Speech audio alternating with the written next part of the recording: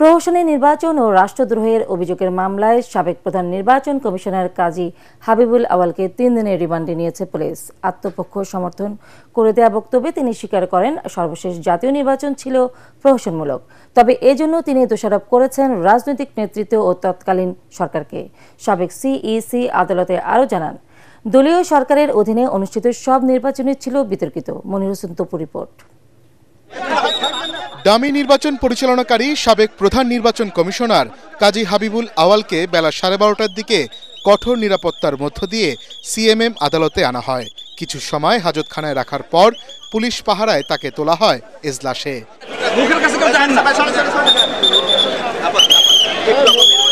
শেরেবাংলা নগর থানার মামলায় সাবেক এই সিইসির বিরুদ্ধে প্রহসনের নির্বাচন অনুষ্ঠিত করার পাশাপাশি রাষ্ট্রদ্রোহ, প্রতারণা ও অর্থ আত্মসাতেরও অভিযোগ আনা হয়। এসব অভিযোগ সুষ্ঠুভাবে তদন্তের জন্য কাজী হাবিবুল আওয়ালকে 10 দিনের পুলিশ রিমান্ড নিতে আবেদন করেন মামলার তদন্ত কর্মকর্তা। আদালতে আওয়াল স্বীকার করেন রাজনৈতিক সমঝোতার অভাবে একতরফা নির্বাচন হওয়ায় 2024-এর নির্বাচন ডামি ইলেকশন হয়েছে। ঢাকার chief metropolitan magistrate Mohammad Mostafizur রহমানের আদালতে তিনি এসব কথা বলেন। এ সময় আসামি পক্ষের আইনজীবী তার জামিন আবেদন করেন। উভয় পক্ষের শুনানি শেষে বিচারক আসামির 3 দিনের রিমান্ড মঞ্জুর করেন। ওই নির্বাচনটা ডামি নির্বাচন ছিল এবং সেও স্বীকার করেছে যে ওই নির্বাচনটা প্রহসনের নির্বাচন ছিল। ওনাকে বলা হয়েছিল আপনি পদত্যাগ করেন নাই কেন, তাহলে সেটার উপরে উনি কোনো ফলপ্রসূ বক্তব্য দিতে পারেন নাই এবং শুধুমাত্র উনি অন্যের উপরে দোষ দিয়ে নিজকে জাস্টিফাই করার চেষ্টা করছেন কার্যকর্মকে, কিন্তু উনি যে একটা সাংবিধানিক দায়িত্বে আছিলেন এবং তার আন্ডারে যে পুরো নির্বাচন এবং রাষ্ট্রযন্ত্র তার হাতে ছিল, এইটাকে তিনি স্বীকার করতে চাচ্ছেন না। আমরা বলছি এটা আপনার ছিল, আপনি করেন নাই, সমস্ত দোষ এবং ঘটনা সঙ্গে আপনি জড়িত এবং আপনার সঙ্গে যারা সরকার এবং ফ্যাসিস্ট হাসিনা সহযোগিতা করেছে তারাই সবাই জড়িত। আদালতের সাবেক এই সিইসি আরও বলেন, মৌলিক সংস্কার ছাড়া সুষ্ঠু নির্বাচন সম্ভব না। অন্য কারোর উপরে দায় দেওয়ার তার কোনো রকমের সুযোগ নাই। সমস্ত নির্বাচন বিষয়টাকে এই প্রহসনের নির্বাচনের দায় দায়িত্ব তাকে নিতে হবে। মনির হোসেন তপু, এটিএন বাংলা, ঢাকা। তত্ত্বাবধায়ক সরকার ব্যবস্থার ফিরিয়ে এনে স্বাধীন নির্বাচন কমিশন প্রতিষ্ঠা সম্ভব হলে স্বৈরাচার উত্থানের পথ বন্ধ হবে বলে মন্তব্য করেছেন বিএনপির স্থায়ী কমিটির সদস্য সালাউদ্দিন আহমেদ। গণতন্ত্র মঞ্চের প্রতিষ্ঠা বার্ষিকীর অনুষ্ঠানে তিনি বলেন, ফ্যাসিবাদের উত্থান রুখে দিতেই প্রধানমন্ত্রী পদে 10 বছরের বেশি কেউ থাকতে পারবে না।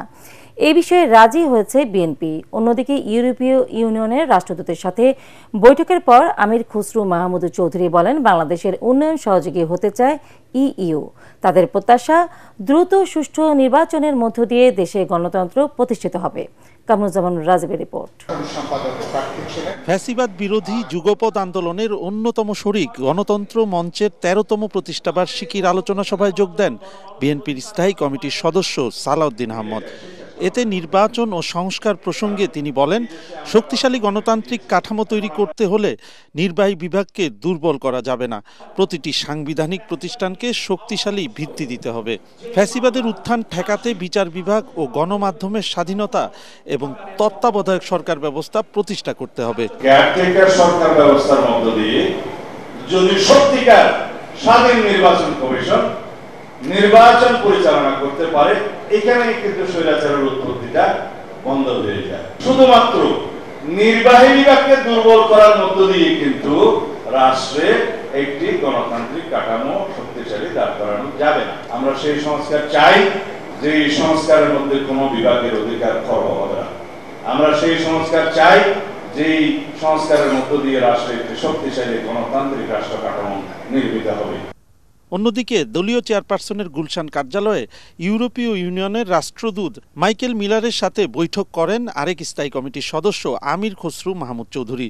বৈঠক শেষে সংবাদ সম্মেলনে তিনি জানান, ইউরোপীয় ইউনিয়ন বাংলাদেশের উন্নয়নে সহযোগিতা করতে চায়, তবে সেজন্য তারা দ্রুত নির্বাচিত সরকার চায়। দ্রুত নির্বাচনের দিকে গিয়ে আমাদের গণতান্ত্রিক প্রক্রিয়ায় অর্ডারে দেশটা ফিরে যাবে। কারণ তারাও তো সবাই অপেক্ষা করছে, অনেক কিছু অপেক্ষা করছে একটি নির্বাচিত সরকারের উপর তাদের কর্মকাণ্ড আগামী দিনে কি হবে। বাংলাদেশের আগামী দিনের উন্নয়নের সাথে তারা সহযোগী হতে চায়। অনুদান, ঋণ এর বাইরেও তারা অন্যভাবে অর্থায়নের চিন্তা করছে। তিনি জানান, বৈঠকে ফেব্রুয়ারিতে নির্বাচনের বিষয়ে স্বস্তি প্রকাশ করেছে ইইউ। কামরুজ্জামান রাজীব, এটিএন বাংলা, ঢাকা।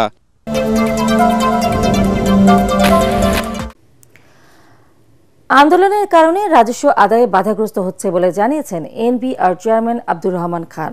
এদিকে শুক্রবারের মধ্যে চেয়ারম্যানের পদত্যাগের দাবিতে অনড় আন্দোলনকারীরা। অন্যথায় শনিবার থেকে আন্তর্জাতিক যাত্রী সেবা বাদে কমপ্লিট শাটডাউনের ঘোষণা তাদের।